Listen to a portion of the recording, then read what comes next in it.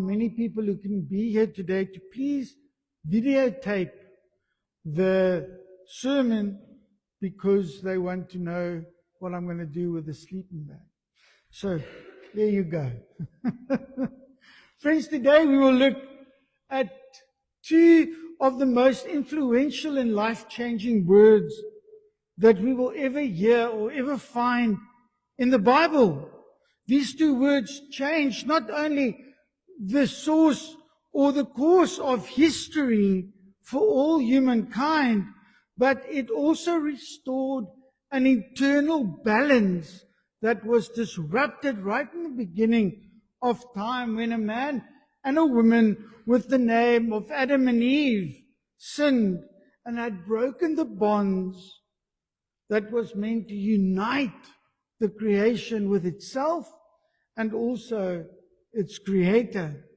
These two words is in Christ, or are in Christ. Now, why are these two words so important and life-changing? Well, because it is what makes the Christian faith unique and personal. It is what unites all Christians together under one name, the name of Jesus Christ. It is what brings about atonement. Now, atonement is a theological word which basically means the reconciliation of God with humanity or humankind through Jesus Christ. In other words, to be in Christ is to be reunited with God and with the rest of His creation, as it was always meant to be. Now this, dear friends, is good news. You see, in the beginning, God called us to be a people that would be in relationship with Him. But then sin separated us from that awesome relationship with God, the Creator. Then sin took the place of God in our human nature. And that's why Paul says that we were in sin. In Ephesians 2 verse 1, Paul reminds us of what sin did to humanity. His words are very important here. He writes that we were dead through our transgressions and our sins. Paul made it very clear that this sin not only separated us from God, His plan, and His very nature, but sin makes us dead. D-E-A-D. Dead. This is a very hard pill to swallow, because sin doesn't make us bad. Sin doesn't make us in trouble. Sin doesn't make us evil. It makes us dead. So what hope is there for humanity? How do we get undead? Well, today we will hopefully answer this question. Today we will look at why these two words in Christ was such a big deal for Paul. You know, why did Paul mention in Christ over 30 times in the letter to the Ephesians alone? And why it for us Christians today is such a big deal? Are we ready to dig out the answer? Are we ready to get a little hope in that very dark intro that I just gave? Well, let us look at our Old Testament reading very quickly this morning. I'd like to focus on the Ark of the Covenant to help us understand how things were in the Old Testament, how things were before Jesus came and made Himself known to us. In the Old Testament, the presence of God was felt when the Ark of the Covenant was present. Wherever the Ark was, the blessings of God was seen and experienced. At this particular time in the history of Israel, no temple was built to place the Ark of the Covenant in. And because David was at war most of the time against the Philistines, the Ark of the Covenant was left in the safekeeping of a man with the name of Obed-Edom.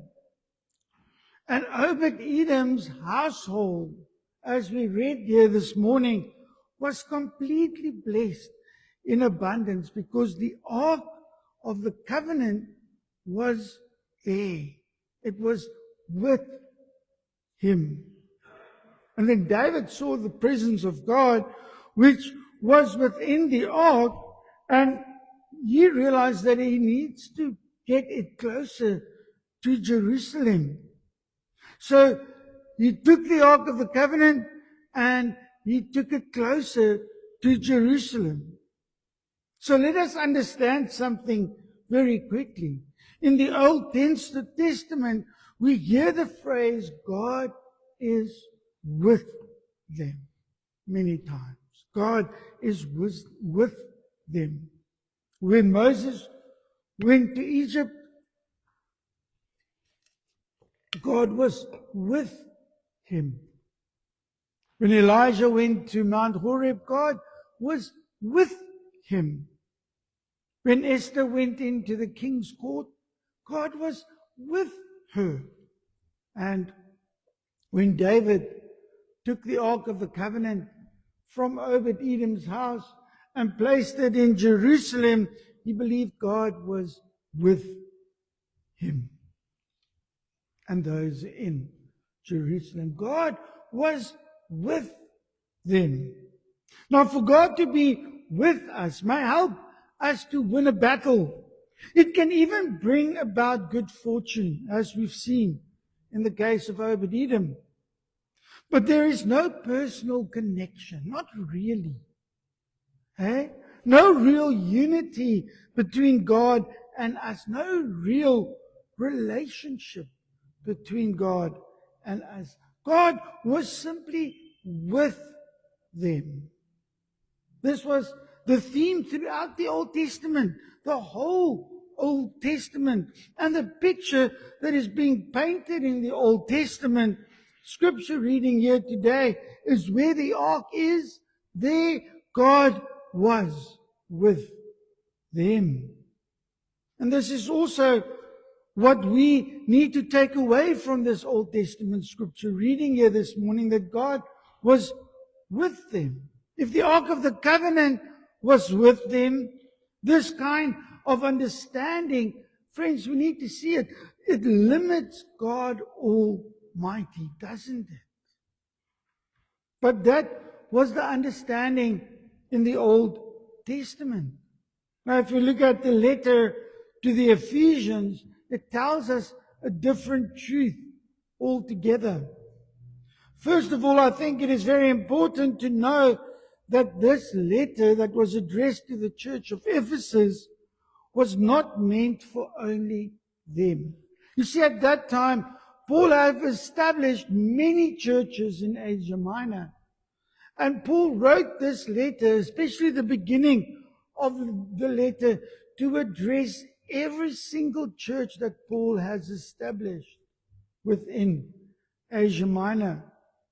And Paul writes this letter to remind the church community and to bring to their attention the failure of Christians of the time.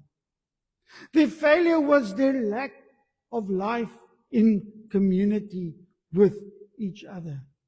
It also reminded them that their inheritance is so great in Christ, and to help them realize the glory of their inheritance, and that it needs to be shared with all people around them.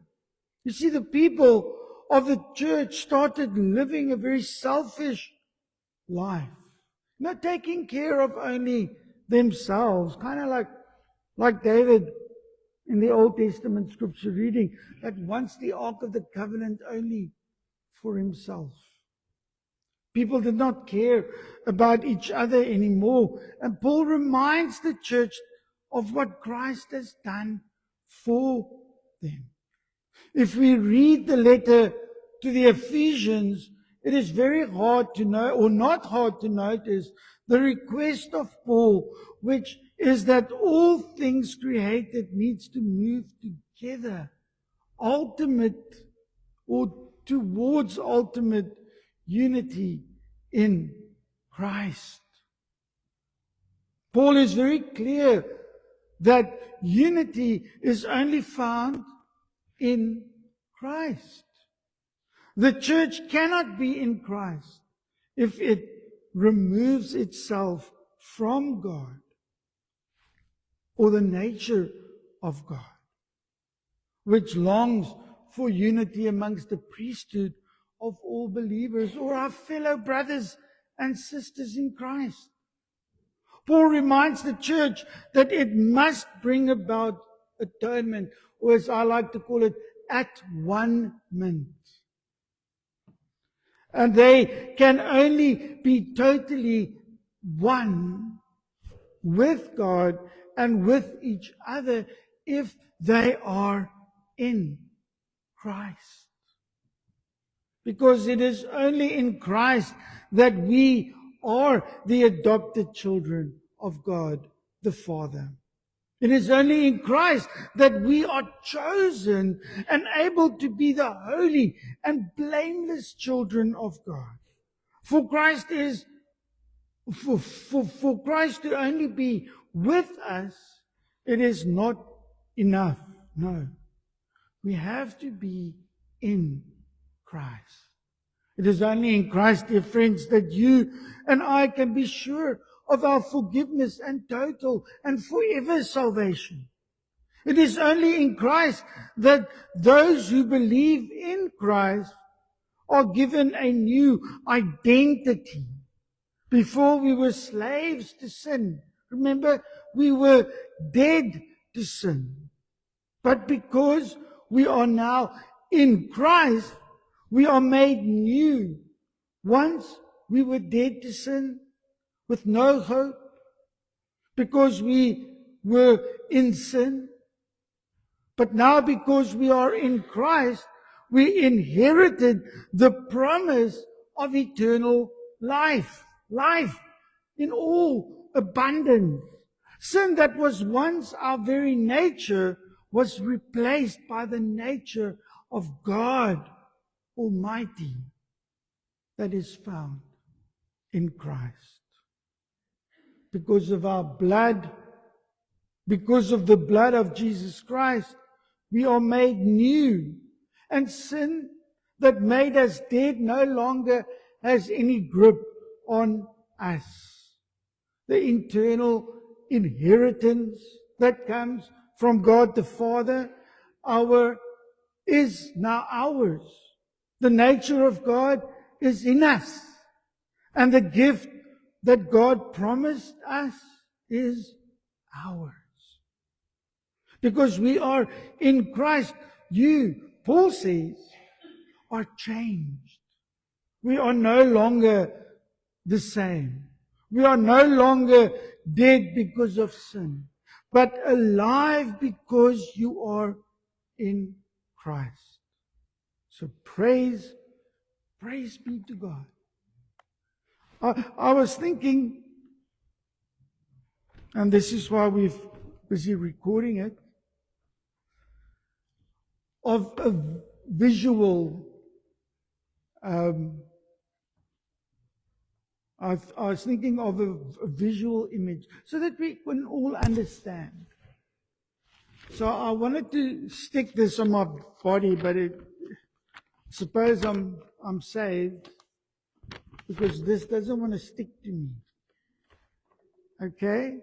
I was going to stick it on top here like this, and I was going to explain to you that this is on you. This used to be on us all, sin and death. Now, in the Old Testament, this was what was going on. Okay, let's call this God. Okay, this was God. In the Old Testament, God was with us. Okay? God was with us all the time. But with God only being with us, someone can take God away. Just ask Obed-Edom. Hey? When things looked so good, David came and took God away from Obed-Edom's household, and the blessings from God stopped on Obed-Edom's household. This was God in the Old Testament. It was wonderful to have God with us. To have God with us, we could win a war. Hey, we could be blessed if God was with us. But there's no real relationship when God is only with us. But then when Jesus came, Jesus changed the whole world. Okay, Jesus came and He changed everything. Can you see there? Christ. I don't know if you can all see. And now, when Jesus died for our sins, when Jesus died and was resurrected for our sins, when Jesus came and set us free, when Jesus came and took away sin and death from our lives, and He says, I want you to come in me, and I want to be in you. Something happened. Don't laugh. I suppose you can laugh. Jesus allowed us to be in Christ. And we became close to Christ. Christ embraced us. You know how nice and cozy the sleeping bag is? It's nice and cozy. It's warm. It's attractive. It's amazing.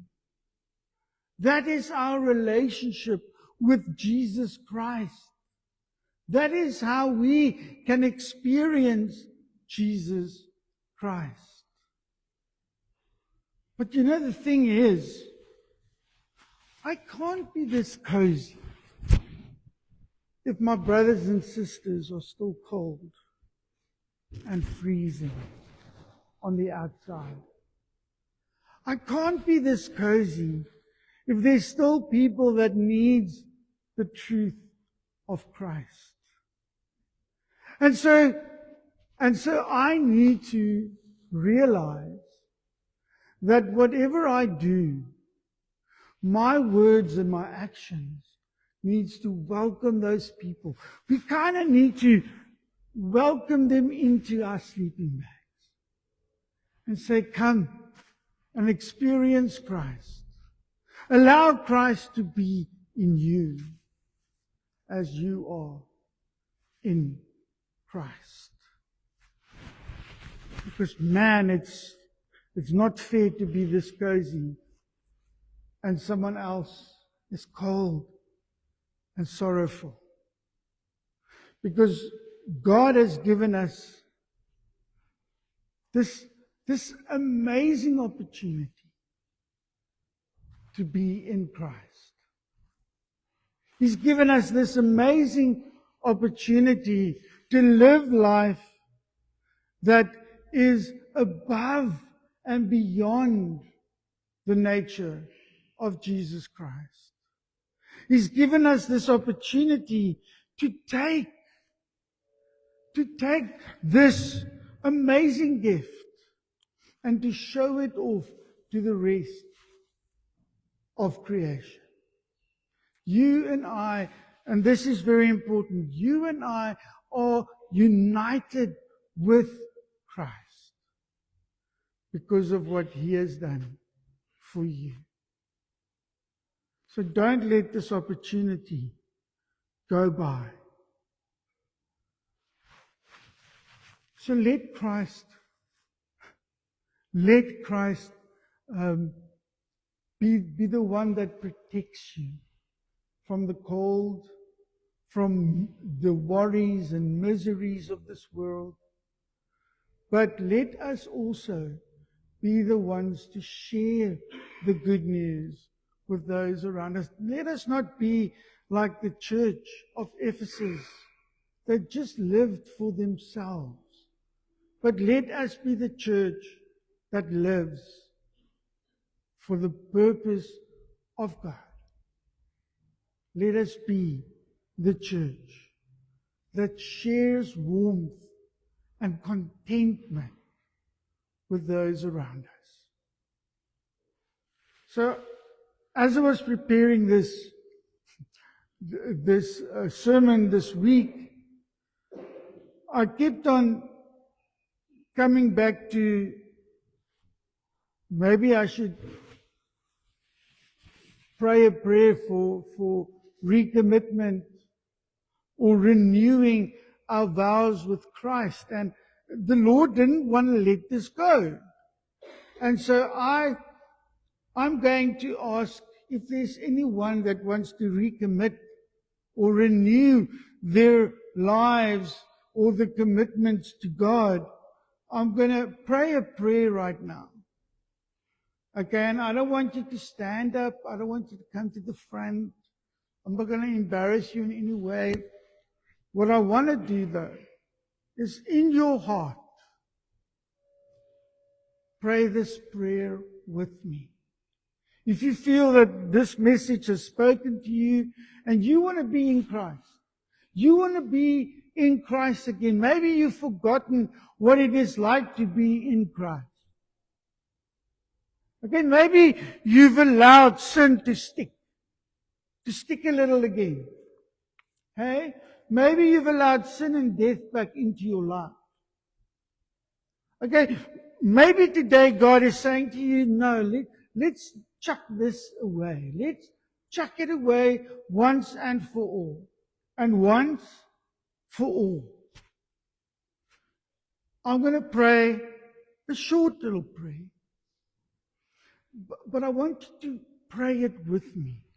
Whisper it in your heart. No one else needs to know. You and God. That's who needs to know. Okay? So come, let us close our eyes as we pray together. I just want to snuggle up. There we go. Let us pray, dear friends. Dear God in heaven, I come to you in the name of Jesus. I acknowledge to you that I am a sinner, and I am sorry for my sins and the lives that I have led. I need your forgiveness. I believe that your only begotten Son, Jesus Christ, shed his precious blood on the cross at Calvary and died for my sins. And I am now willing to turn from my sins, and I belong and long to receive your heavenly inheritance. You said in your word in Romans 10, verse 9, that if we confess to the Lord our sins, and we believe in our hearts that God has risen Jesus from the dead, we shall be saved. So right now, we confess, Lord Jesus, as the Lord of our soul. With our hearts, we believe that God raised Jesus from the dead. This very moment, I accept Jesus Christ as my own personal Savior. And according to His word, right now I am saved. I am in Him. And in Christ, I am no longer dead, but eternally alive. Holy Spirit, place in me the very nature of God as I start to live out His will. Mold me, make me, and consume me Thank you, Jesus, for your unlimited grace, which has saved me from my sin. I thank you, Jesus, that your grace never leads to condemnation, but rather it always leads to repentance and forgiveness. Finally, therefore, Lord Jesus, transform my life so that I may bring glory and honor to you alone. Thank you, Lord, for dying for me and giving me eternal life. In the name of the Father, the Son, and the Holy Spirit. Amen. Thank you, friends. We're going to now ask that the worship team will lead us in our final song.